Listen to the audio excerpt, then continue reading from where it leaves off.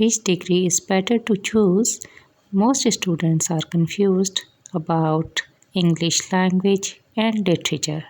Assalamu alaikum, this is Fazia from ELD Streaming. In today's video, we will discuss which field is better, either linguistics or literature to adopt. तो इस video में होने वाली है आपकी confusion दूर और आपको मिलेंगे आपके तमाम सवालों के जवाब जो आप BS इंग्लिश में एडमिशन लेते वक्त सोचते हैं। वीडियो को एंड तक देखें, लाइक और सब्सक्राइब भी कर लें। तो आगे बढ़ते हैं। The term English language and English literature refer to two distinct but closely related aspects of the broader field of English studies. First, English language. तो basically language क्या है? System of communication है। English language is the method of human communication that is consisted of words in structured forms. When it comes to English language studies, it involves the exploration of the English language itself, its structure, grammar, syntax, semantics, phonetics and pragmatics. जब हम English language studies की बात करते हैं तो उसमें हम देखते हैं कि मैकेनिक्स ऑफ लैंग्वेज क्या है, वर्ड्स कैसे बनते हैं, कैसे सेंटेंस कंस्ट्रक्शन होती है और कैसे इनके मीनिंग्स जो है वो एक्सप्रेशन के डेवलप होते हैं। For both written and spoken expression, language is the basic necessity. The English language studies, we have certain areas, that is linguistics, the scientific study of language, including its structure, meaning and the way it is used in different contexts. तो linguistics की field है जिसमें हम scientific study करते हैं structure और meaning की. Then grammar and syntax, analysis of the rules governing the construction of sentences and the arrangement of words.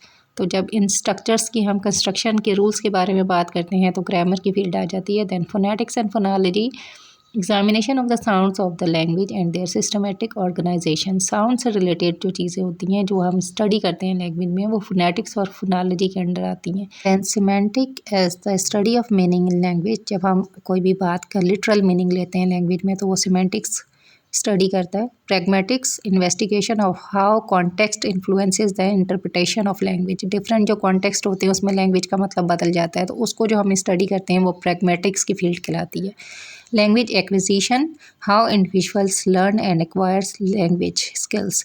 तो ह्यूमन बींग्स कैसे लैंग्वेज सीखते हैं, एक बच्चा कैसे लैंग्वेज सीखता है, अपनी पहली लैंग्वेज और फिर सेकेंड लैंग्वेज, तो वो हम लैंग्वेज एक्विजिशन में पढ़ते हैं। This is the overall sum up of English language. Now come to literature. It is related to written artistic works, those with a high and lasting value. तो वो works जो एक value रखते हैं और वो everlasting होते हैं, that is into literature. This includes fiction, poetry, drama and various forms of literary expression. The studies of English literature is concerned with the analysis and appreciation of written works in English language. So, language is required here as well for literature. Both language and literature are related to each other.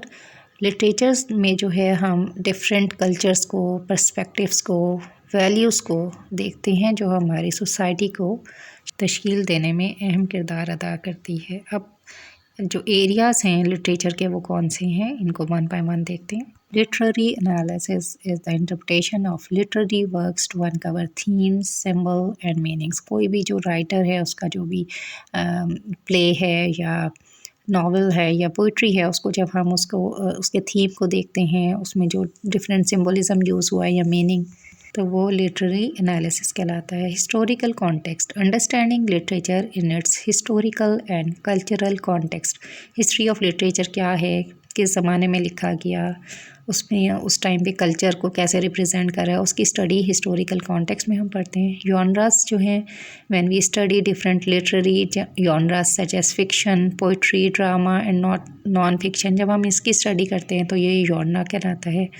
Author studies, जब हम किसी भी author की work को examine करते हैं।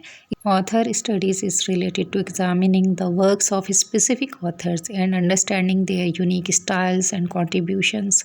तो जब हम राइटर का स्टाइल देखते हैं, उसके बारे में जब उसको एनालिसिस करते हैं, उसका सारा ओवरऑल कॉन्ट्रीब्यूशन उस नावल लिटरेचर में जो आपको उसने दिया होता है, उसको जब हम एनालाइज करते हैं तो वो ऑथर स्टडीज़ के अंडर आता है। Critical theory application of various theoretical frameworks to analyse and critique literature. जो क्रिटिसिज्म आप पढ़ते हैं, जो लिटरेचर को क्रिटिसाइज करते हैं, उसको उस पर डिफरेंट क्रिटिकल थ्योरीज अप्लाई करते हैं, this is called critical theory.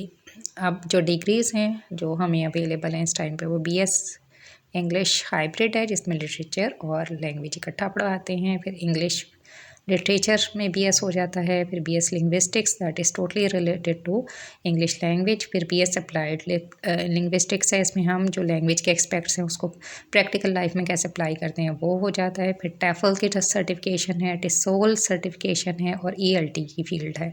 तो ये सारे रिलेटेड हैं लैंग्वेज से। और लिटरेचर और लैंग्वेज दोनों अपनी जगह बहुत इम्पॉर्टेंट हैं, दोनों की वैल्यू है। और अगर आप किसी भी फील्ड में जब उसको आप अपने इंटरेस्ट से सीखते हैं तो वो आपका स्कोप भी यकीनन होता है। The misconception is that when we entered into these two fields, we would be sufficient in speaking English. तो ये वाला जो कॉन्सेप्ट है कि हमने अगर MA इंग्लिश कर लिया तो हमारी स्पोकन इंग्लिश बहुत अच्छी हो जाएगी, तो ये कॉन्सेप्ट जो है वो गलत है। आपकी लैंग्वेज स्किल्स तभी डेवलप होती हैं जब आप उसको प्रैक्टिस करते हैं। It is not necessary to study BS English और BS English literature for improving your spoken English. Hope the major queries have been resolved and now you would be able to decide what you want to do. Keep watching ELT streaming.